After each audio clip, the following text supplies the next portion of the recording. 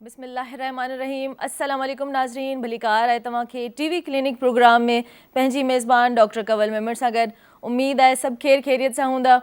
नाज़रीन, TV clinic जे programme में अॼु असां ॻाल्हाईंदासीं त फेलियर टू थ्राइव, यानी वधण में नाकामी छो थी थिए असांजे समाज में।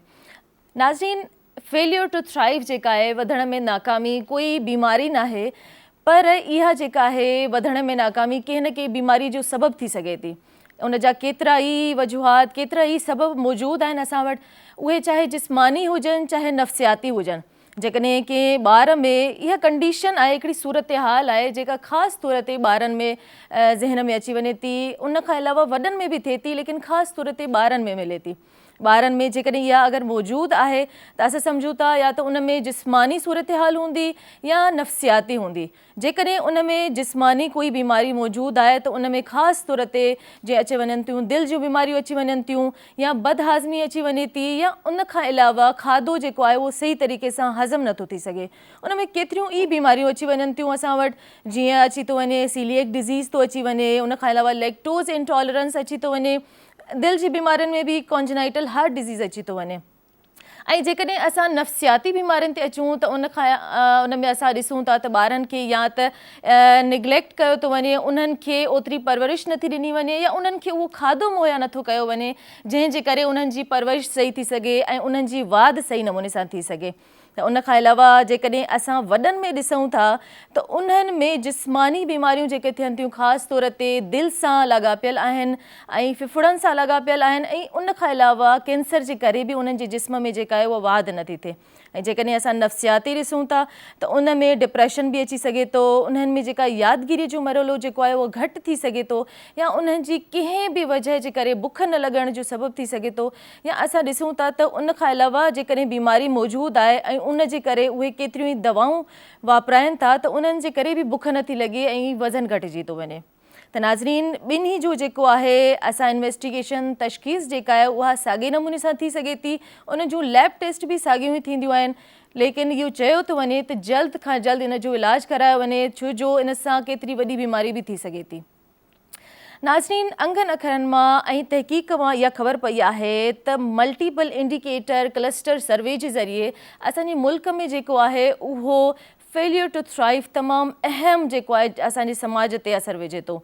ॾिसूं था त 40.5% जेको आहे उहो जेतिरो ॿार जो क़दु हुजणु खपे ओतिरो क़दु न आहे, ऐं उन खां अलावा 23.3% जेको आहे ॿारनि जो वज़न उहो न आहे जेको ॿार जो असली हुजणु खपे थो।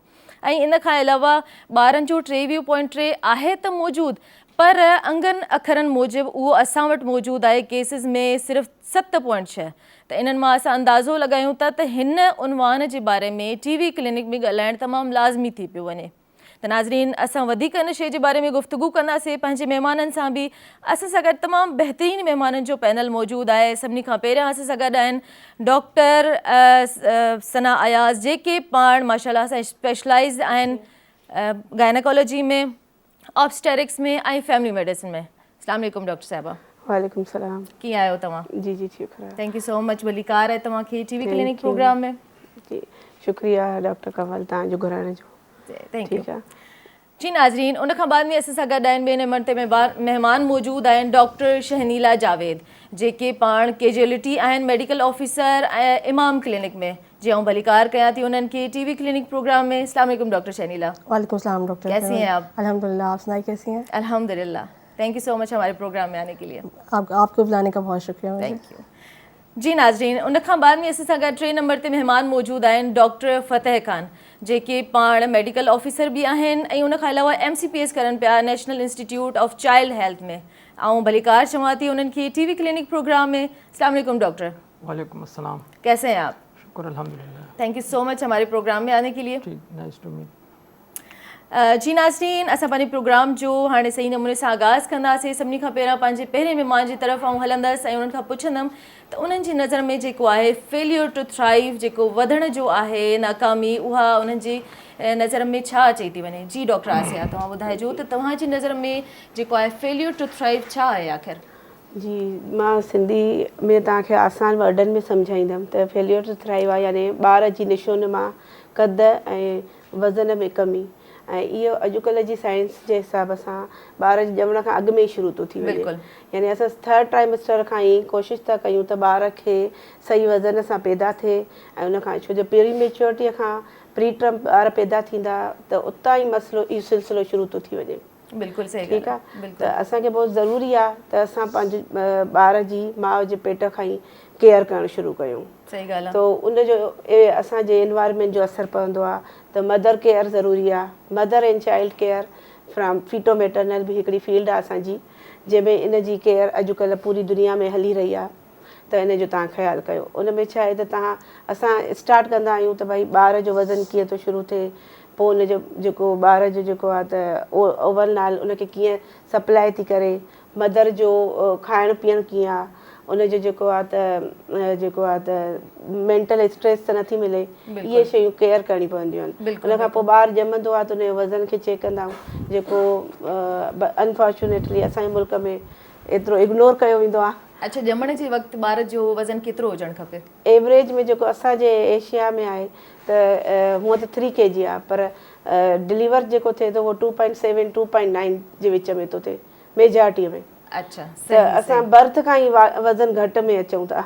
सही। उन खां पोइ जॾहिं ॿारु ॼमे थो त उन खां पोइ असांखे उनजी केयर करणी थी पए। जीअं हर मंथ असांखे करिणो आहे त 1 year 1 month यानी हर पहिरें साल जे 1 महीने जो असांखे उनखे चेक करिणो आहे वज़न। बिल्कुलु। ठीकु आहे। त असां जीअं वैक्सीनेशन खे इम्पॉर्टेंट सम्झंदा आहियूं, ईअं हिकिड़ो ग्रोथ चार्ट बि हूंदो आहे, उनखे बि असांजी तमामु ज़रूरत आहे, जेको असांजी पब्लिक खे अञा एतिरी ख़बर न आहे।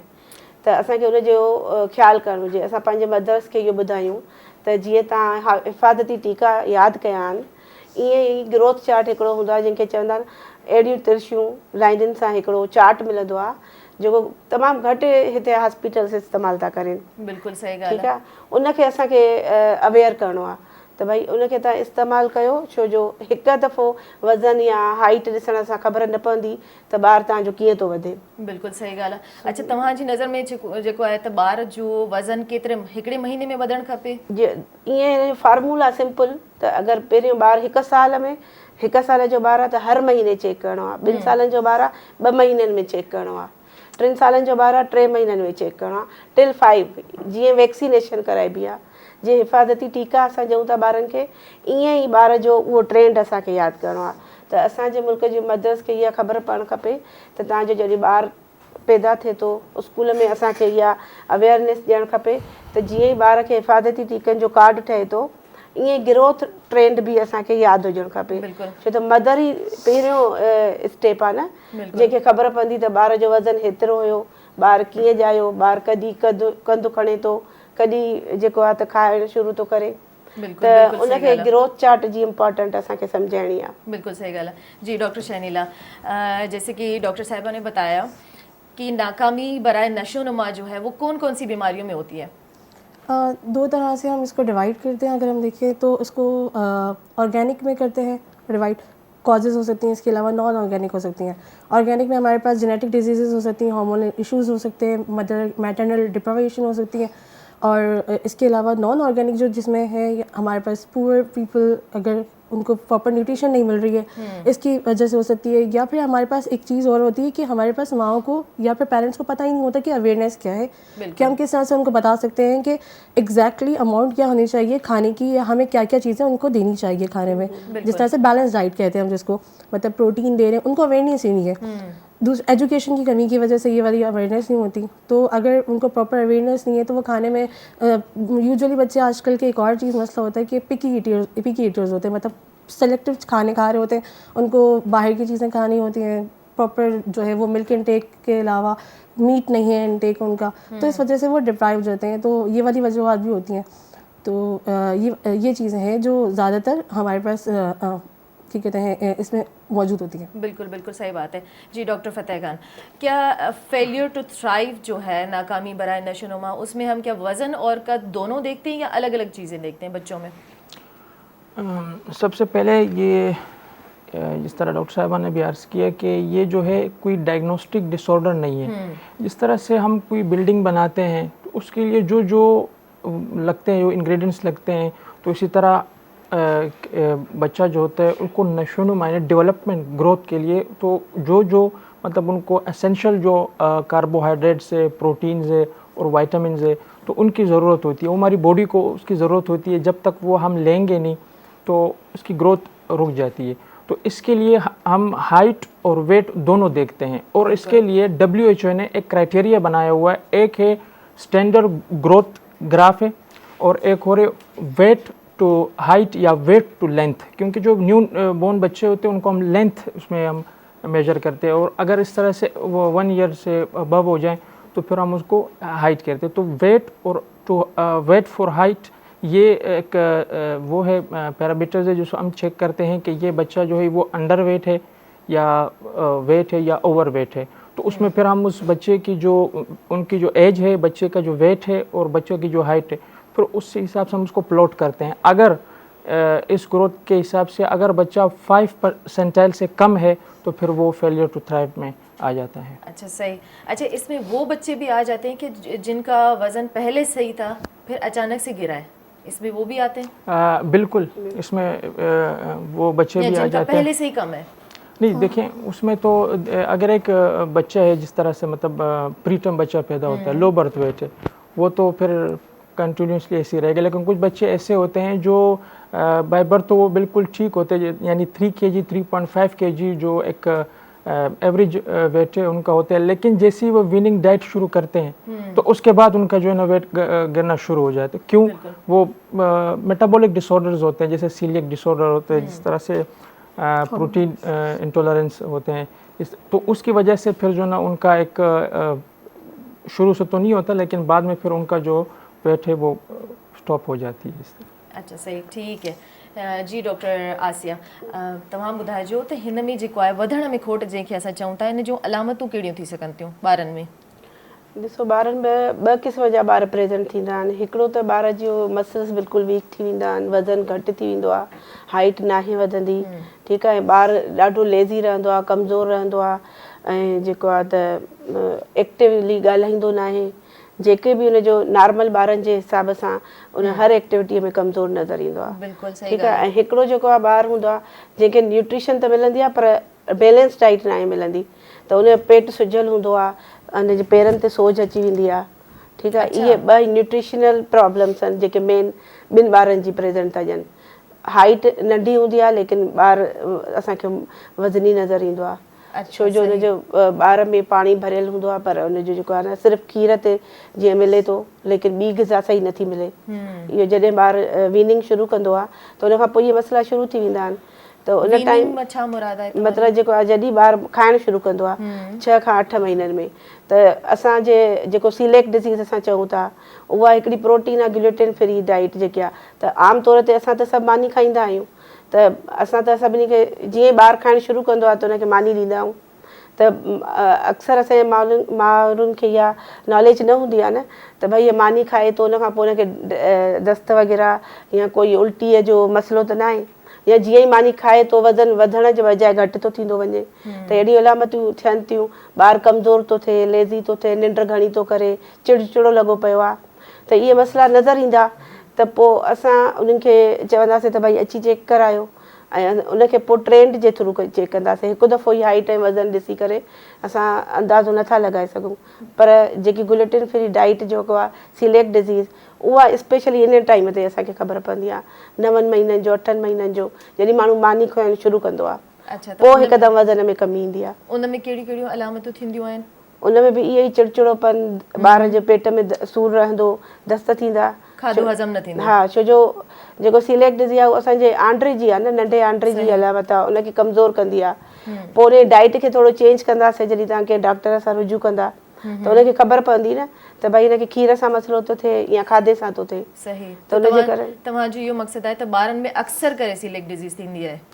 हा, अक्सर करे अनडायग्नोज़ आहे असांजे मुल्क में, छो त माण्हू जेके आहिनि न उहे केयर न कंदा आहिनि हिन ॻाल्हि खां, त कॾहिं कॾहिं उहा लेट डायग्नोस भी करे वेंदा आहियूं असां। बिल्कुल बिल्कुल सही ॻाल्हि आहे। जी डॉक्टर शैनिला, आप बताइएगा कि जैसे फेलियर टू थ्राइव हम कह रहे हैं, इसकी जिस्मानी और नफ्सियाती कौन कौन से अवामिल हो सकते हैं? इसमें अगर हम जैसे मैंने पहले ही बताया था कि जेनेटिक्स होते हैं कुछ जिसमें مطلب ہمارے پاس بچہ جو ہے وہ ہم کس طرح سے دیکھیں گے اس کو کہ سست دکھائی دے رہا ہوگا وہ ہمیں, اس کا وزن جو ہے وہ باقی بچوں کے حساب سے اپنے ایج کے اپروپریٹ نہیں بڑھ رہا ہوگا. ٹھیک ہے. اور جس طرح سے اگر ہم دیکھیں کہ پہلے سال کے اندر جو ہے بچے کا وزن ہر مہینے بڑھنا چاہیے, اور وہ 2 to 3 جو ہے وہ kg ہم دیکھ رہے ہوتے ہیں, اس کو فالو کر رہے ہوتے ہیں, بٹ 1 سال کے بعد ہم 2 to 3 kg پر ایئر ہم چیک کر رہے ہوتے ہیں کہ بڑھنا چاہیے. اس میں اس طرح کی جو ہے ویٹ گین نہیں ہو رہا ہو اور ہائٹ نہیں بڑھ رہی اس حساب سے. دوسرا بچے جو ہے وہ دوسرے بچوں کے حساب سے لرننگ ایبلٹیز ان کے اندر نہیں بڑھ رہی ہوں, اور وہ جیسے کھیل کود میں اتنے ایکٹیو نہیں ہیں جیسے دوسرے بچے ہو رہے ہوں. تو یہ ایک چیز ہوتی ہے جو ہمیں سمجھ آ رہی ہوتی ہے کہ کچھ نہ کچھ دوسری آف چل رہی ہے دوسرے بچوں کے حساب سے. اور اس کے علاوہ وہ پراپر ایک اور چیز جو بیچ میں نے وہ ایڈ کرنا بھول گئی تھی کہ ہمارے یہاں ملک انٹیک جو ہے وہ بہت زیادہ ہے بچوں کا. یوزلی 2 years بیفور بیونڈ بھی ہم ملک انٹیک کرا رہے ہوتے ہیں, جس میں باقی جو ہے وہ چیزیں ہم نہیں دے پا رہے ہوتے بچوں کو.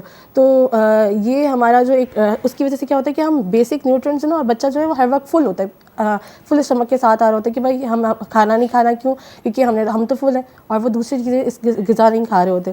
تو یہ بھی ایک وجوہات ہے جو ہمارے یہاں یہ کامنلی پریکٹس ہو رہی ہے کہ ہم جو ہے وہ دودھ کے اوپر بہت ریلائی کرنے لگے. بالکل بالکل. تو اس کی وجہ سے جو ہے وہ ہم بیسک جو نیوٹرینٹس جو کھانا گھر میں پڑا ہوا ہے وہ بچہ وہ نہیں کھا رہا. تو عموماً جو ہے یہ بہت زیادہ اس چیز میں نگلیکٹ ہو رہے ہوتے ہیں. ہمیں یہ سمجھنا چاہیے کہ ملک ہر چیزیں نہیں ہے, اس کے اندر وہ والی چیزیں نیوٹرینٹس اور کاربوہائیڈریٹس وہ ساری چیزیں نہیں ہیں جو اسے دوسرے غذا میں بھی ہیں. صحیح بات ہے. ٹھیک ہے. تو اس وجہ سے بہت سارے بچے جو ہے نا سست روی کا شکار ہو جاتے ہیں اور پھر ان کا ویٹ نہیں بڑھ پاتا. اس کی وجہ سے کیا ہوتا ہے کہ ہمارے پاس ڈیولپمنٹ کے ساتھ ساتھ ہمارے پاس نیورولوجیکل سمٹمز بھی آنے شروع ہو جاتے ہیں. مطلب کہ بچہ کی کوگنیٹو پاورز اتنی اچھی نہیں ہے, بچے کی جو ہے وہ موٹر ڈیولپمنٹ اتنی اچھی نہیں ہو رہی, اور بچہ جو ہے وہ ڈیولپمنٹ ڈیلے ہو رہا ہوتا ہے اس کا. بالکل صحیح بات ہے. اچھا, اس کو صحیح پراپر نمونے سے خیال نہیں رکھا جائے تو اس میں بھی بچہ نہیں کھا پاتا. ایگزیکٹلی. ٹھیک ہے. اچھا ڈاکٹر فتح, میں آپ سے جاننا چاہوں گی کہ اس کی ہم انویسٹیگیشن کیسے کر سکتے ہیں؟ کوئی لیب ٹیسٹ ہیں یا ہم یوزولی ایسے ہی معائنہ کر لیتے ہیں بچوں کا کہ یہ کھانا نہیں کھا رہے ہیں اس وجہ سے ان کا وزن گر رہا ہے, کیسے کر سکتے ہیں؟ سب سے پہلے تو ہمیں یہ دیکھنا ہوگا, جس طرح سے آپ نے کہا کہ اس کی کوئی پراپر انویسٹیگیشن ہے, تو انویسٹیگیشن تو اس کی پراپر کوئی اس طرح سے نہیں ہے, لیکن جس طرح ڈاکٹر صاحبہ نے ابھی ذکر کیا کہ اس میں 2 ٹائپس کی ہوتی ہے, ایک ہوتی ہے آرگینک, ایک ہوتی ہے ان آرگینک. آرگینک مطلب یہ اگر کسی بچے کو کوئی میٹابولک ڈس آرڈر ہے, کوئی جینیٹک ڈس آرڈر ہے, کنجنیٹل ڈس آرڈر ہے, تو ہم ان کو رول آؤٹ کرنے کے لیے اس کے لیے ہم ٹیسٹ کروا سکتے ہیں. جس طرح سیلیک ڈیزیز ہے اس کا آتا ہے, کاؤ ملک پروٹین جو الرجی ہے ان کو ہم ٹیسٹ کروا سکتے ہیں. ہائپر تھائرائڈزم میں بھی ایسا ہوتا ہے, اس کا بھی ہم ٹیسٹ کروا سکتے ہیں. اور وٹامن کی ڈیفیشنسیز کی وجہ سے, وٹامن ڈی کی ڈیفیشنسی کی وجہ سے بھی بچے جو ہوتے ہیں وہ ریکٹس میں آ جاتے ہیں, ان کا بھی پھر وہ رک جاتا ہے, گروتھ رک جاتا. تو بون کا ایکس رے ہم وغیرہ کروا سکتے ہیں تاکہ ہم بون کی ایجنگ دیکھیں. اور ویسے اگر ہم بچے کو دیکھتے ہیں تو فزیکل ایگزامینیشن سے بھی ہمیں اندازہ ہو جاتا ہے. مدرس یا پیرنٹ جو ہوتے ہیں وہ یہ کمپلین کرتی ہیں, یہ ہسٹری بتاتی ہیں کہ یہ بچہ جو ہے یہ جو اس سے چھوٹا والا ہے اس کا قد بڑھ رہا ہے, اس کا وزن بڑھ رہا ہے, پراپر ڈائٹ لے رہا ہے, یہ جو ہے نا اس کا قد رکھا ہوا ہے, کیوں؟ تو وہاں سے پھر ہم ان کو وہ ہسٹری لیتے. اور اس طرح سے جس طرح سے میں نے آپ کو بتایا کہ WHO نے ایک اس کے لیے 2 کرائٹیریا بنائے. اس کے لیے ایک ہے اسٹینڈرڈ گروتھ چارٹ اور ایک ویٹ فور لینتھ. اس میں جب ہم بچے کو پلاٹ کرتے ہیں تو وہاں سے ہمیں پتہ چل جاتا ہے اگر بچہ 5th سینٹائل سے کم ہے تو پھر وہ فیلئر ٹو تھرائیو میں بچہ وہ آ جاتا ہے. اچھا صحیح, ٹھیک ہے. جی ڈاکٹر آسیہ, तव्हां खां पुछणु चाहींदसि त मुआइने जे वक़्तु असां ॿार जो सभिनी खां वधीक जेको आहे उहो छा ॾिसंदा आहियूं? कहिड़ी ॻाल्हि वधीक असां ज़हन में रखंदा आहियूं त इहा असां नोट कंदासीं त असांखे ख़बर पवंदी त हिन जी सही नमूने सां ग्रोथ थिए थी? ॾिसो, इन में ग्रोथ चार्ट हिकिड़ो हूंदो आहे, उहो ॿार मेल ऐं फीमेल यानी छोकिरे ऐं छोकिरी जीअं बॉय ऐं गर्ल जेको आहे न उनजो सेपरेट हूंदो आहे. उनखे असां ट्रेन जे थ्रू मेजर कंदा आहियूं. ठीकु आहे, त हे हाइट आहे ॿार जी, हे वेल्थ आहे. उनखां अलावा ॿार जो हेड जो जेको साइज़ आहे उहो बि चेक कयो वेंदो आहे. सही. ठीकु आहे, उनखां अलावा ॿार में अलामतूं ॾिसबियूं आहिनि, स्किन चेंजिस, समटाइम्स जेको आहे न्यूट्रिशनल डेफिशिएंसीज़ हूंदियूं आहिनि त ॿार जी स्किन बि ॿुधाईंदी आहे असांखे, त उन ते कॾहिं दाणा था निकिरनि, कॾहिं उनजे कोई मसइलो आहे, कलर चेंज थो थिए. ठीकु आहे, उनखां अलावा असां उनजो पूरो प्रोफाइल चेक कंदासीं त भई ॼमण खां वठी जेके माइलस्टोन्स हूंदा आहिनि उहे कीअं, कहिड़े टाइम ते उहो कीअं कयो, प्रोग्रेस, IQ लेवल, स्कूल में उनजी छा परफॉर्मेंस थी हले, इहे शयूं बि नोटिस थींदियूं आहिनि। बिल्कुलु। अच्छा, छोकिरी ऐं छोकिरे जो वज़न जेको आहे उहो अलॻि अलॻि हूंदो आहे जी बिल्कुलु। ॼमण जे वक़्तु? न, ॼमण जे वक़्तु न, ग्रोथ चार्ट जेको हूंदो आहे उहो अलॻि हूंदो आहे, उनजी कैलकुलेशन जेको फार्मूला आहिनि उहे अलॻि हूंदा आहिनि। अच्छा, सही, ठीक है। अच्छा डॉक्टर शैनिला, क्या हम इन बच्चों को जो कि नशोनुमा की कमी है जिनमें, हम उनको न्यूट्रिशन या काउंसलिंग के थ्रू क्या बेहतर बना सकते हैं? जी बिल्कुल, सपोर्ट कर सकते हैं? बिल्कुल। कैसे? हमारे पास यूजुअली हमें वैसे तो हमारे रिकमेंडेड होता है कि हम रूटीन चेकअप्स पे जाएं, और इस तरह से जो पीडियाट्रिशियंस हैं, न्यूट्रिशंस हैं, वो हमें आराम बता सकते हैं कि हम किस तरह से उनकी डेली रिक्वायरमेंट्स हम ऐड कर सकते हैं। और यूजुअली जो फेलियर टू थ्राइव वाले जो बच्चे होते हैं उसमें यूजुअली 150 कैलोरीज हम इंक्रीज़ करनी होती है डेली बेसिस के ऊपर, ठीक है। तो उसमें हमें एक्यूरेट तौर पे कार्बोहाइड्रेट, प्रोटीन और साथ में हमारे पास दूसरी जो न्यूट्रिएंट्स हैं उसको ऐड करना होता है, जिसमें हमारे पास खाने में मीट इंटेक हमारे पास होना चाहिए प्रॉपर, इसमें रेड मीट भी आता है हमारे पास, और साथ में फ्रूट इंटेक होना चाहिए, वेजिटेबल्स हमारे पास सारे अप्रोप्रिएटली जितने भी वेजिटेबल्स हैं सबको, तो एक बैलेंस डाइट हम देने के बाद हम ये चीज़ें आसानी से जो है वो वापस हम उस बच्चों को ऐसा ऐसा लेकर आ सकते हैं, ग्रेजुअली इंक्रीज़ करते हैं बट हम लेकर आ सकते हैं वापस। अच्छा, सही, ठीक है। अच्छा, इस चीज़ को रोकने के लिए हमें कौन से इकदाम लेने चाहिए? कमी जो है हमारे पास नशोनुमा की, उस चीज़ को रोकने के लिए हमें कौन से इकदाम लेने? इसमें सबसे पहले तो सबसे जो इम्पोर्टेंट बात है वो पेरेंट्स की काउंसलिंग है। पेरेंट्स को हम एजुकेट करेंगे, क्योंकि पेरेंट्स जो होते हैं वो जब बच्चे को फीड कराते हैं तो उनको ये मतलब आइडिया नहीं होता कि किस तरह करना है, बहुत ज़्यादा डाइल्यूट भी कर देते हैं, और जो अगर ज़्यादा डाइल्यूट करेंगे तो ओवर डाइल्यूशन की वजह से भी बार बार जो है ना बच्चे को फिर वो हो जाते हैं, मेल एब्जॉर्प्शन हो जाती है, या फिर कम डाइल्यूशन की वजह से भी कंसनट्रेटेड वो दूध पिलाते। अब दूध कौन सा पिलाना है ये भी पेरेंट्स को नहीं पता होता।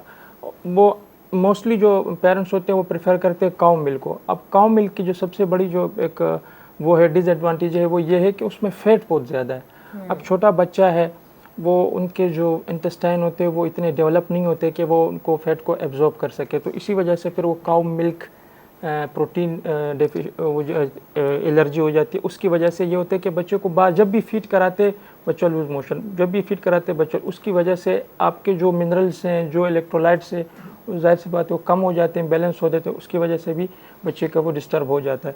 दूसरी बात ये कि पाकिस्तान में जो सबसे बड़ी प्रॉब्लम है वो एक है पॉवर्टी, यानी आप अफोर्ड नहीं कर सकते, जो चाहिए जो चीज़ चाहिए वो आप अफोर्ड नहीं कर सकते। उसमें चाइल्ड एब्यूज़ भी आ जाता है।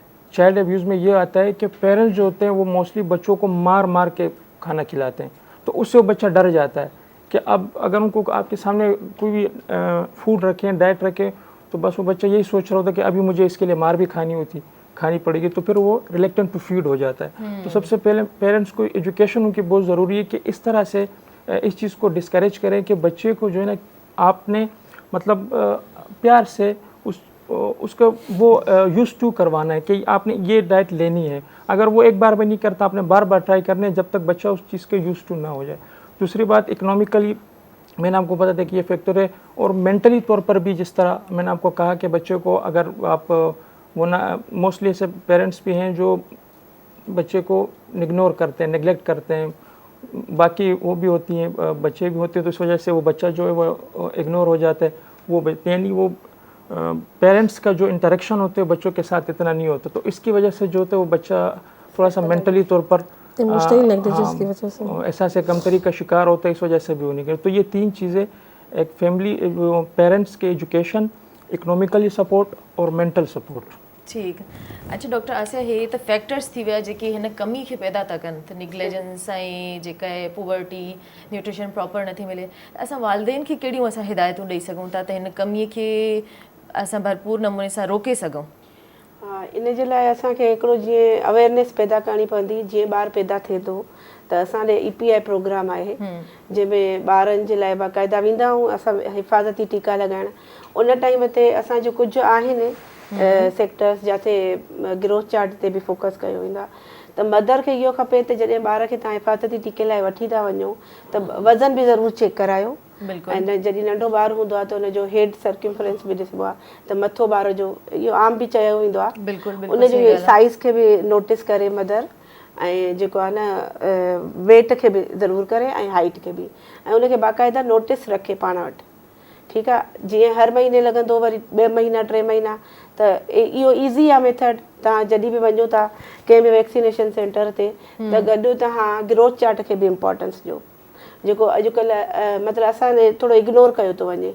असांखां ॿिया जेके वर्ड आहिनि, जेके डेवलपिंग आहिनि, यानी असांखां उहे त हाणे असांखां 2 हथ अॻिते हलिया विया आहिनि। यानी उहे ग्रोथ चार्ट खे त बाक़ाइदा यूज़ कंदा आहिनि, असां यूज़ नथा कयूं न। छो जो असां हाई पॉपुलेशन आहे, पॉवर्टी आहे, ऐं अवेयरनेस न आहे, एजुकेशन न आहे, त हिनखे इग्नोर था कयूं न असां डेली फिज़िशियंस बि। त असां इनखे थोरो सा इम्प्लीमेंट कयूं, त बाक़ी त असांजो फार्मूला परसेंटाइल त इहे डॉक्टर्स सम्झंदासीं, आम माण्हू त न सम्झी सघंदो। त आम माण्हू खे बसि इहा ई गुज़ारिश आहे त तव्हां जेको आहे त ग्रोथ चार्ट बि ईअं ई सम्झो जीअं हिफ़ाज़ती टीका असां वैक्सीनेशन कार्ड आहे। तमामु बहितरीनु ॻाल्हि कई आहे। त पोइ उहो जेको आहे जीअं ई मदर्स पाण वटि केयर रखंदियूं त उनजे ॿार जी आसानी थी वेंदी अॻिते इलाज करण में बि। बिल्कुलु सही ऐं ॻाल्हि हिकु दफ़ो ई ॿार खे तव्हां कॾहिं चेक करायो, उनजी हाइट हिकु दफ़ो ॾिसी छॾियव, वेट हिकु दफ़ो ॾिसी छॾियव, या ॼमण महिल ई ॾिसंदा आहियूं शायदि, उनखां पोइ त छॾे ई ॾींदा आहियूं। त बहितर आहे उनखे अगरि असां हर महीने 6 महीने 8 महीने उन हाइट वेट खे कयूं, ऐं पोइ उहो कंहिं तव्हां पीडियाट्रिशियन या फैमिली फिजिशियन में वञो ऐं उनखे चयो त भई हे ट्रेंड आहे मुंहिंजे ॿार जो, हिते ॿार वज़न घटि करे वियो आहे, हिते ॿार वज़न वधीक करे वियो आहे, त आइडिया थी वेंदो इलाज में, तमामु आसानी थी वेंदी। बिल्कुल सही ॻाल्हि आहे। जी डॉक्टर शनीला, आपके ख्याल में क्या ख़ानदानी ताउन ज़रूरी है इस चीज़ को रोकने के लिए? जी बिल्कुल, पेरेंट्स के लिए बहुत सपोर्ट की ज़रूरत होती है। जब हमारे जो उनके ग्रैंड पेरेंट्स होते हैं या फिर आसपास के जो लोग होते हैं, उनकी सपोर्ट की बहुत ज़रूरत होती है इन सारी चीज़ों के अंदर, क्योंकि वो अगर पेरेंट्स अगर किसी चीज़ों में नहीं कर पा रहे, क्योंकि कभी कभी फर्स्ट चाइल्ड के ऊपर आप नहीं होता, यूजुअली हमारे फर्स्ट चाइल्ड जो चीज़ों में ज़्यादा प्रिपेयर होते हैं, फिर सेकंड थर्ड में हमें रियलाइज़ होता है कि अच्छा ये चीज़ें थी जो हो रही थी। तो यूजुअली जो सराउंडिंग में पीपल जो लोग होते हैं वो इस पर देख सकते हैं, क्योंकि इसमें सपोर्ट बहुत ज़रूरी होती है इसकी। बिल्कुल। और साथ में ये सपोर्ट की वजह से क्या होता है कि आप जो है वो उनको एज अप्रोप्रिएट चीज़ें दे सकते हैं। जैसे अगर 6 महीने का बच्चा है तो उसको उस टाइम पे 6 महीने पे वीनिंग स्टार्ट कर दें, वो उसकी गाइडेंस दे दें। हमारे जो ग्रैंड पेरेंट्स हैं, ये सब आइडिया होता है इन चीज़ों का। इस तरह से उसके बाद 6 महीने के बाद आपने साल तक उनको वीनिंग स्टार्ट कर दी, तो उसमें थोड़ा थोड़ा इनटेक स्टार्ट कर देना उसको, और फिर 1 साल के बाद प्रॉपर उनको खाने पे ले आएँ। तो ये चीज़ें हमें गाइड करनी पड़ेगी आसपास के लोगों को भी, और सपोर्ट की बहुत ज़रूरत होती है इसमें। कुछ बिल्कुल सही बात है।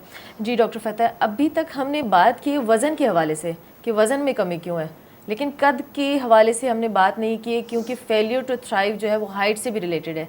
तो कैसे इससे रिलेट करता है?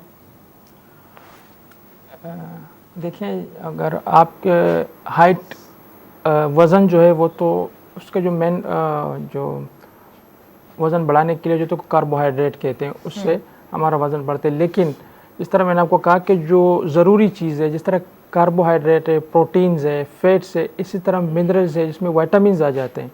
अगर किसी बच्चे को विटामिन डी की डिफिशिएंसी है और उसका बोन ग्रोथ ही नहीं करेगा, क्योंकि बोन को करने के लिए विटामिन डी और कैल्शियम का होना बहुत ज़रूरी होता है। तो अगर उनको डाइट में कैल्शियम ही नहीं मिल रही, विटामिन डी नहीं मिल रहा, तो उनका बोन ग्रोथ ही नहीं करेगा। तो ग्रोथ नहीं करेगा तो शॉर्ट स्ट्रेचर हो जाएगा, उनका वो जो है कद रुक जाएगा। बिल्कुल सही बात है। अच्छा जी डॉक्टर आसिया, सभिनी खां पहिरियां त जीअं तमामु घणी बीमारियुनि जे करे इहो थिए थो फेलियर टू थ्राइव, लेकिन जनरली असां इन्हनि खे कहिड़ो इलाज ॾेई सघूं था ॿारनि खे जंहिंमें वज़न बि घटि थिए थो, कद बि घटि थिए थो? इन जे लाइ इलाज जा खोड़ ई तरीक़ा आहिनि, लेकिन सभ खां अॻु में जेकी आहे मेन काउंसलिंग, मदर काउंसलिंग, पोइ उन खां अवेयरनेस, एजुकेशन। ठीकु आहे। इन खां अलावा जेके इम्पेक्ट था पवनि, हिकिड़ो साइकोलॉजिकल बि पढ़नि था, त ॿार जी स्ट्रेस फ्री लाइफ हुजे, बैलेंस डाइट हुजे। अॼुकल्ह असां अर्बनाइज़ेशन में अची विया आहियूं, त लाइफ ॾाढी बिज़ी थी वई आहे, पंहिंजे लाइ बि टाइम न आहे, त ॿार खे बि इग्नोर था कयूं, त नेग्लिजेंस जे करे असां निकिरी था वञूं। त नेचर जे क़रीब वठी अचिणो आहे, उनखे सही तरह एक्सरसाइज सम्झाइणी आहे, खाधे जो तरीक़ो ॿुधाइणो आहे, त न्यूट्रिशन में उनजे लाइ प्रोटीन, फैट ऐं कार्बोहाइड्रेट जो बैलेंस रखणु ज़रूरी आहे। ठीक है, ये शयूं मोस्ट इम्पॉर्टेंट हैं। बिल्कुल सही बात है। ठीक है जी डॉक्टर शनीला, मैं आपसे जानना चाहूँगी कि हमारे पास सरकारी और निजी इदारे बहुत काम कर रहे हैं इस हवाले से, जिन बच्चों में फेलियर टू थ्राइव है, आपकी नज़र में है कुछ कि सरकार और निजी इदारे कौन कौन से काम कर रही है? हमारे पास जी एग्जैक्टली गवर्नमेंट के इदारे लास्ट कुछ माह पहले भी मैंने सिंध गवर्नमेंट के साथ जो है वो बाकायदा कैंपेन में हिस्सा लिया था, जिसमें उन्होंने बाकायदा मेडिकल ऑफिसर्स को बुला के उनको कुछ दिन की ट्रेनिंग दी थी।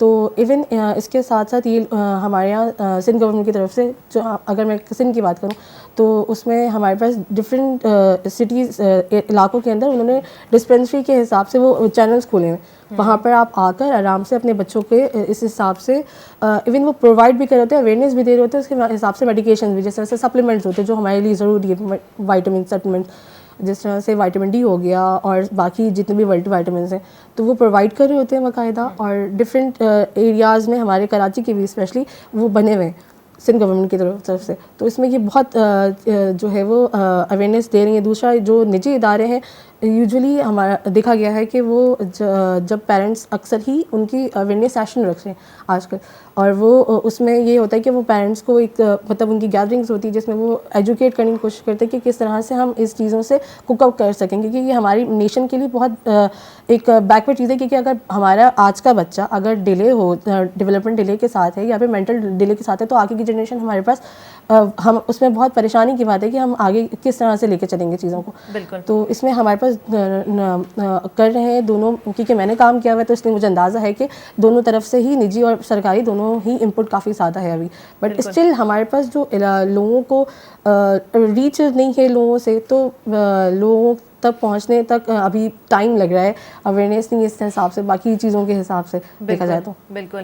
तो डॉक्टर फतेह खान, मैं आपसे जानना चाहूँगी कि अभी भी हमारे पास गैप मौजूद है, अभी भी लोगों में उतना अवेयरनेस नहीं है जितना होना चाहिए। जैसे मैंने आपको पहले भी बताया कि 41 केसेस हमारे पास हैं जिनका कद कम है, जो 5 साल से कम बच्चे हैं। तो इस गैप को हमें कैसे कम करना है, कैसे अवेयरनेस देनी है लोगों को? जिस तरह से डॉक्टर साहिबा ने अभी जिक्र किए कि सिंध गवर्नमेंट ने इस पर तो बड़ा अच्छा इनिशिएटिव लिया, और मैंने ख़ुद वो तमाम इदारे में काम कर चुका हूँ और वो काफ़ी एफ़र्ट्स कर रहे हैं। लेकिन फिर भी बहुत से ऐसे एरियाज़ हैं, बहुत से ऐसे लोग हैं जिनकी वहाँ तक अप्रोच नहीं है। तो उनके लिए तो फिर मैं जहाँ तक मैं समझता हूँ कि फिर एक प्लेटफॉर्म हमारे पास आता है सोशल मीडिया का, उसके थ्रू हम लोगों को अवेयर कर सकते हैं, एजुकेट कर सकते हैं, ताकि क्योंकि सोशल मीडिया आपको पता है आजकल हर घर में है, ये फैसिलिटी बाकी कोई हो ना हो, लेकिन ये फैसिलिटी हर किसी के पास है, तो उसके थ्रू हम इनको कर सकते हैं, एजुकेट कर सकते हैं, अवेयरनेस दे सकते हैं। बिल्कुल बिल्कुल सही बात है। और हम, हमारे प्रोग्राम का मकसद भी यही है कि हम हर फर्द को जो है हर बीमारी के हवाले से अवेयरनेस दे सकें। जी डॉक्टर आसिया, हिनमल ताईं असां ॻाल्हायोसीं त ॿारनि में जेको आहे उहो फेलियर टू थ्राइव कीअं थी थिए, छाजे करे थिए थी, उन्हनि जो इलाजु कीअं थिए, उन्हनि जी तशख़ीस कीअं थी सघे। छा वॾनि में बि इहो मुमकिन आहे त फेलियर टू थ्राइव थिए? जी बिल्कुलु। कहिड़ियुनि बीमारियुनि जे करे थिए थो? घणो तर त असांजूं बीमारियूं इन्फेक्शन सां रिलेटेड आहिनि, कम्युनिकेबल। जो असां फ़िलहालु ग़रीब मुल्कनि में था अचूं त इहो असांजो सभ खां वॾो फैक्टर आहे।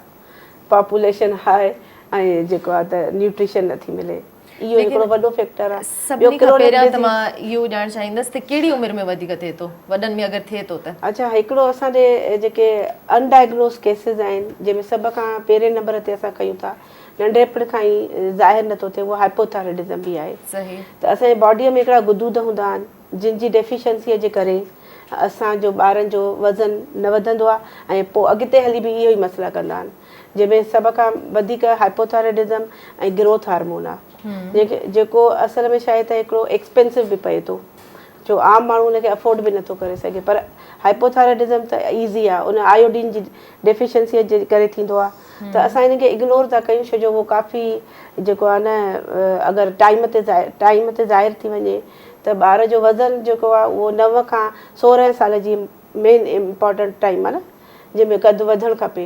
उन खां पोइ त चवंदा आहिनि 18 सालनि ते जेको हिकिड़ी क्लासिफिकेशन आहे उहा स्टॉप थी वेंदी आहे। त इन टाइम ते ॿारनि जी जेको आहे त आयोडीन डेफिशिएंसी अनडायग्नोज़ आहे, घणो ज़ाहिर नथा थिए, असां हुन ते मतिलबु कमु ई नथा कयूं। हालांकि असांजी हुकूमत करे थी, प्राइवेट तरीक़े सां बि थिए थो, लेकिन अवेयरनेस न हुजण करे जे आम माण्हू खे ख़बर न हुजण जे करे इहा शइ घटि थी वञे। बिल्कुल बिल्कुल सही ॻाल्हि आहे। जी डॉक्टर शनीला, नाकामी बराए नशोनुमा जो है वो बच्चों में तो दोनों ही वजूहत की वजह से हो रही है कि वज़न में भी कमी है और कद में भी। बड़ों में कद में तो नहीं होगी, बड़ों में तो वज़न की कमी की वजह से वज़न होता में है। कैसे होती है? वज़न में हम अगर कॉमन डिजीज़ में देखें तो डायबिटीज़ हम देख सकते हैं। डायबिटीज़ की वजह से प्रॉपर उनको अक्सर ही आप देखेंगे कि उनकी अगर हम किसी एंडोक्राइनोलॉजिस्ट में हैं तो वो दे रहे होते हैं कि सजेशन दे रहे होते हैं कि आपको न्यूट्रिशनिस्ट को भी साथ में लेके चलना होता है। तो इसमें सबसे मैंने जो कॉमन प्रैक्टिस में मैंने देखा है कि वो डायबिटीज़ वालों को उनका वेट बहुत जल्दी गिर रहा होता है, क्योंकि प्रॉपर वो ईटिंग इनकी नहीं होती या फिर खा रहे होते तो वो इंसुलिन लगाने की वजह से इसमें उनका वेट बहुत जल्दी लूज़ हो रहा होता है। इसके अलावा जो एक्यूट गैस्ट्रोएंटेराइटिस हो गया या फिर वो अगर क्रॉनिक में चला गया अगर, तो उसकी वजह से भी हमारे पास जो है वो फेलियर टाइप पॉसिबिलिटी है। और यूजुअली जो ये केसेस होते हैं वो एल्डरली में ज़्यादा देखे गए हैं। मिडिल एज के हिसाब से अगर देखें तो उसमें एल्डरली मोस्ट कॉमनली इससे इफेक्ट हो रहे होते हैं। बिल्कुल बिल्कुल सही बात है। जी डॉक्टर फतेह खान, तो क्या जो बड़ों में हो रहा है फेलियर टू थ्राइव, उनका इलाज भी यही मुमकिन है जो बच्चों का है, या अलग अलग वजूहात की वजह से हो रहा है उनमें फेलियर टू थ्राइव, तो उनको हम थेरेपी भी अलग दे सकते हैं, काउंसलिंग भी अलग कर सकते हैं? देखें, अगर बड़ों में ये प्रॉब्लम है तो उनको तो सिर्फ आप एजुकेट ही कर सकते हैं। उनको आप यही बता सकते हैं जो एसेंशियल चीज़ हैं, जो मतलब एसेंशियल जो मिनरल्स और विटामिन जो हमें चाहिए वो जिस फूड में है, हमें उनके बारे में उनको बताना चाहिए कि ये तमाम जो इंग्रेडिएंट्स है वो इस फूड में है, तो आप इसको लीजिएगा और खाइएगा, और बाकी इनको डिस्करेज करेंगे। आजकल सब हर बंदा जंक फूड्स बहुत ज़्यादा यूज़ कर रहे हैं, बाहर के जो फास्ट फूड्स वगैरह होती हैं, इन चीज़ को उनको डिस्करेज करने चाहिए। और प्रॉपर एक मतलब टाइमिंग भी एक बहुत वो होती है। अगर वो प्रॉपर टाइम पे डाइट लेंगे और प्रॉपर डाइट लेंगे तो ये बच्चों में बहुत थोड़ा सा मुश्किल है, लेकिन बड़ों में तो नहीं है, क्योंकि बच्चे जो है ना वो तो डिपेंडेंट होते हैं टोटली पेरेंट्स पे। बिल्कुल। और जो बड़े होते हैं, एडल्ट होते हैं, वो तो उनको सिर्फ एजुकेट करना होता है, काउंसिल करना होता है, बाकी तो वो खुद वो करेंगे। बिल्कुल बिल्कुल बिल्कुल सही बात है। त असां वटि जेको आहे फेलियर टू थ्राइव ते त घणो कुझु ॻाल्हाइण लाइ इलाही तमामु घणो कुझु टॉपिक आहे, लेकिन प्रोग्राम जो जेको टाइम आहे उहो पंहिंजी पुॼाणी ते पहुतो आहे। त डॉक्टर आसिया, मां ॼाणणु चाहींदसि, मां चाहियां थी तव्हां असांजे वालदेन खे जेको आहे उहो हिकिड़ो पैगाम ॾियो पंहिंजे ॿारनि जी नशोनुमा कीअं करणु खपे, उन्हनि जी ग़िज़ा ते केतिरो ध्यानु रखणु खपे। असल में मुंहिंजी बसि हिकिड़ी रिक्वेस्ट आहे त जीअं फैमिली फिजिशियन ऐं पीट्सन तव्हां डॉक्टरनि ॾे रुजू कयो था, पर जेको पेरेंट्स था करे सघनि न उहो कोई नथो करे सघे, त उनजे लाइ तव्हां जीअं हिफ़ाज़ती टीकनि जो केयर था कयो, ईअं ग्रोथ चार्ट खे बि इम्पोर्टेंस ॾियो। ॿार जे हाइट ऐं वेट खे महीने जे हिसाब सां, साल जे हिसाब सां पहिरियां 5 साल ॾाढी केयर कयो। ऐं बैलेंस डाइट जेकी आहे ॿार खे प्रोटीन, कार्बोहाइड्रेट या जेको आहे फैट, उहो बि तव्हां बैलेंस करे उन्हनि खे सम्झायो त नेचुरल शयूं जेके अलाह जे तरफ़ां असांखे मिलनि थियूं, जंहिंमें फ्रूट आहे, फ्रेश फ्रूट आहे, ड्राई फ्रूट आहे, या जेको आहे सब्जियूं आहिनि, सब्जियुनि में बि सभु सब्जियूं थियूं अचनि, त उन्हनि जो थोरो थोरो हिसो तव्हां ॾींहं में ज़रूरु वठो। सिर्फ़ु अॼुकल्ह जा ॿार जेके आहिनि त उहे जंक फूड्स ते वधीक था वञनि, उन्हनि जी बि इम्पोर्टेंस पंहिंजी जॻह ते आहे, पर जॾहिं बैलेंस डाइट्स खे असां पाण पंहिंजी आदतुनि में विझंदासीं त ॿार बि असांजा ॾिसंदा। उन खां अलावा असांजो स्लीपिंग पैटर्न बि ख़राबु थी वियो आहे मीडिया जे करे। ॿार घणो स्क्रीनिंग ते था वञनि, त नाइट टाइम ते अॼुकल्ह ॿार छा वॾा बि ॾाढो था जाॻनि। उन जे करे असांजो जेको इंटरनल गुदूद जो जेको सिस्टम आहे, जेके असांजा हार्मोन्स आहिनि, उहे ॾाढा ख़राबु था थियनि, उन्हनि ते ॾाढो ख़राबु असरु थो पए। त कोशिशि कयो नेचर जे क़रीब अचो, नेचर वारी शयुनि ते फॉलो कयो, ऐं जल्दी सुम्हण जी कोशिशि कयो, पाण बि ॿारनि खे बि। ऐं जेको आहे त उन सां ॾाढो सुठो फ़र्क़ु पवंदो आहे। असां इन्हनि ते ई अगरि पंहिंजो कंट्रोल करे वियासीं त अॻिते इंशाल्लाह ॿियूं शयूं मुश्किल न आहिनि। बिल्कुल सही गाला। जी डॉक्टर शनीला, मैं चाहती हूँ कि आप भी आखिर में एक छोटा सा मैसेज दें हमारी आवाम को कि बड़ों में जो है वो नशोनुमा की कमी को कैसे पूरा किया जाए। बड़ों में हम इस तरह से कर सकते हैं कि जो आजकल हमारा ट्रेंड चला हुआ है, जिस तरह से डॉक्टर साहब ने बताया कि फूड हमारा जंक फूड इंटेक बहुत ज़्यादा हो चुका है, तो अगर हम इस बैलेंस डाइट के ऊपर हम वापस आएँ और जिस तरह से पहले से ही हमारी चीज़ें होती थी, प्रॉपर वेजिटेबल्स इंटेक और प्रॉपर फ्रूट इंटेक अगर हम इस तरह से रखें तो इससे हम बहुत ज़्यादा जो है वो बच सकते हैं, क्योंकि जंक फूड में आपके पास कोई भी न्यूट्रिएंट्स नहीं है प्रॉपर जो हम दूसरे फूड्स में होते हैं, जो बाकायदा जो हमारे नेचुरल फूड्स में होते हैं। फ्रूट्स हो गए हमारे पास, वेजिटेबल्स हो गए इतनी, और साथ में मीट इंटेक होगा प्रॉपर। तो इसमें अगर इस तरह से हम फॉलो करेंगे तो इंशाल्लाह बहुत जल्दी जो है वो इस पे हम ध्यान दे सकते हैं। बिल्कुल बिल्कुल सही बात है जी। डॉक्टर फतेह खान, मैं चाहती हूँ कि आप एक जनरल सा छोटा सा मैसेज दें। हमने तो बात की, जैसे डॉक्टर आसिया ने बात की कि प्रिवेंशन पे, अगर इन केस की हो गया, एक दफ़ा हो गया, नशोनुमा की कमी हो गई, तो उसको पूरा कैसे किया जाए? उसको पूरा करने के लिए तो जैसे एक डाइट आती है, केचअप डाइट हम कहते हैं, वो तमाम जो इंग्रेडिएंट्स होती है वो उसके लिए ज़ाहिर सी बात है पीडियाट्रिशियन होते हैं, डाइटिशियन होते हैं, वो आपको इसके बारे में पेरेंट्स को अच्छी तरह से वो एजुकेट कर सकते हैं। लेकिन मैं एक चीज़ यहाँ पर मेंशन करना चाहूँगा पेरेंट्स के लिए कि बच्चा जब भी रोता है तो माँ उसे फ़ौरन फीडर पिलाती है, उसकी वजह से ये हो जाता है कि ओवर फीडिंग हो जाती है। ओवर फीडिंग की वजह से जो है ना ये होता है कि मतलब मेरा सिर्फ उन तमाम जो मदर्स हैं उनके लिए मेरा क्या मैसेज है कि फीड मतलब एक फीड 2 फीड के दरमियान कम से कम 2 से 3 घंटे का वक्फा होना चाहिए। अगर आप एक बार फीड कराती हैं और बच्चे को वो डाइजेस्ट करवाने के बाद फिर 2 से 3 घंटे में ताकि वो फीड अच्छी तरह डाइजेस्ट हो, उसके बाद दूसरी फीड करवाएं। बहुत सी मदर कहती हैं कि नहीं बच्चा रो रहा होता तो हम क्या करें। बच्चा अगर रो रहा है तो उसको और भी तो कोई प्रॉब्लम हो सकती है, हो सकता है फीवर हो रहा हो सकता है एब्डोमिनल क्रैम्प्स हो रहे हो सकते हैं उनको रैशेस हो रहे हो। तो ये चीज़ें रूल आउट करनी होती हैं। अगर फिर भी मतलब कोई समझ में नहीं आ रहा तो फिर डॉक्टर से के किसी भी चाइल्ड स्पेशलिस्ट हो, पीडियाट्रिशियन हो, उनसे जाके कंसल्ट करें तो वो बेहतर तरीके से उनको समझा सकते हैं। वैसे फीडिंग के हवाले से जो है ये बहुत ही कॉमन है और बहुत सी मदर जो है ना वो ये कर रहे हैं, मेल प्रैक्टिस कर रहे हैं। शुगर इंटेक भी बहुत ज़्यादा है, हम जो है वो आर्टिफिशियल प्रोडक्ट्स पे बहुत ज़्यादा आए हुए हैं, केक से दिए। और दूसरा हमारी बीच में इंटरप्ट करूँ, एक चीज़ शिकायत बहुत ज़्यादा हो गई है माँओं की कि हमारा बच्चा खाना नहीं खा रहा, बट वो देख नहीं रही कि पैरेलल में हम क्या दे रहे हैं डाइट में। अगर हम एक टाइम का खाना के टाइम पे अगर हम उसी टाइम पे हमने उसको स्वीट दे दिया तो वो खाना कैसे खाएगा, उसका पेट भरा है वो कैसे खा सकेगा। जूसेस भी बहुत ज़्यादा पिलाते हैं ना, बिल्कुल कार्बोहाइड्रेट्स में डोनट्स वगैरह। बिल्कुल बिल्कुल सही बात है जी। नाज़रीन, अॼु असां गुफ्तगू कईसीं त फेलियर टू थ्राइव जेको आहे वधण में कमी या खोट छो थी थिए। सभिनी खां पहिरियां त तमामु घणी थोराइती आहियां पंहिंजे महिमाननि जी, जिन असांखे टाइम ॾिनो, टीवी क्लिनिक खे टाइम ॾिनो। असां सां गॾु हुयूं डॉक्टर आसिया अयाज़, डॉक्टर शहनीला जावेद ऐं डॉक्टर फतेह खान। उन्हनि जी टिनी गेस्ट जी आऊं थोराइती आहियां। नाज़रीन, फेलियर टू थ्राइव जेका आहे उहा कोई बीमारी न आहे, हिकिड़ी सूरत हाल आहे जेका कंहिं बीमारी जे करे थी सघे थी।